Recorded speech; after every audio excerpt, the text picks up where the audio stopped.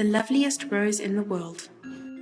There once lived a great queen, in whose garden were found all the seasons of the most splendid flowers, and from every land in the world.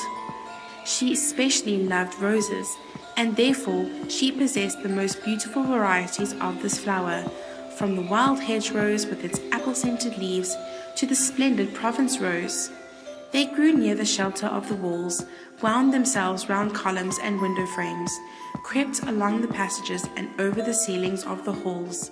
They were of every fragrance and colour, but care and sorrow dwelt in these halls. The queen lay upon a sick bed, and the doctors declared that she must die.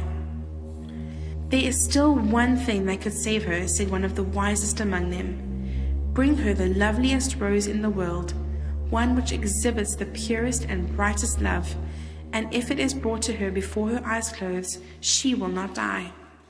Then from all the parts came those who brought roses that bloomed in every garden, but they were not the right sort. The flower must be one from the garden of love. But which of the roses there showed forth the highest and purest love? The poet sang of this rose, the loveliest in the world, and each named one which he considered worthy of that title. And intelligence of what was required was sent far and wide to every heart that beat with love, to every class, age, and condition. No one has yet named the flower, said the wise man. No one has yet pointed out the spot where it blooms in all its splendor. It is not a rose from the coffin of Romeo and Juliet, or from the grave of Walberg, though these roses will live in everlasting song. It is not the one of the rose which sprouted forth from the blood-stained frame of Winkelried.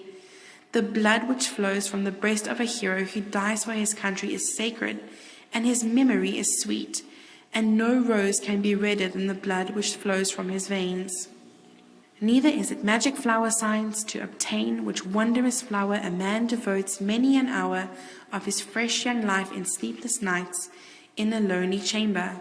I know where it blooms, said a happy mother, who came with her lovely child to the bedside of the queen. I know where the loveliest rose in the world is.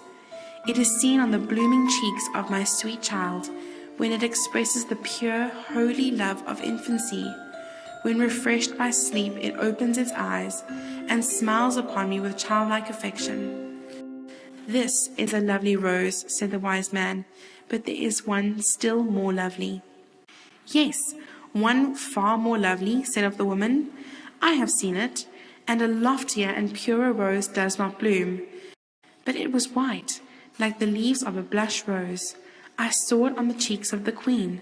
She had taken off her golden crown, and through the long dreary night she carried the sick child in her arms.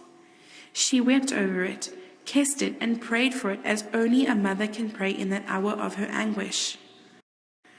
Holy and wonderful in its might is the white rose of grief, but it's not the one we seek.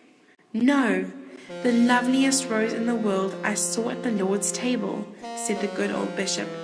I saw it shine as if an angel's face had appeared. A young maiden knelt at the altar and renewed the vows made at her baptism, and there were white and red roses on the blushing cheeks of that young girl. She looked up to the heaven with all the purity and love of her young spirit, in all the expression of the highest and purest love. May she be blessed, said the wise man, but no one has yet named the loveliest rose in the world. Then there came into the room a child, the queen's little son. Tears stood in his eyes and glistened on his cheeks.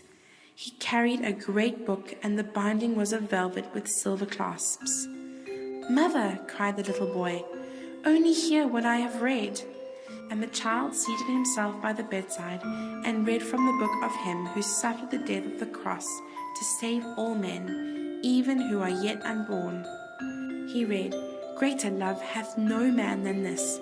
And as he read, a roseate hue spread over the cheeks of the queen, and her eyes became so enlightened and clear that she saw from the leaves of the book a lovely rose spring forth, a type of him who shed his blood on the cross.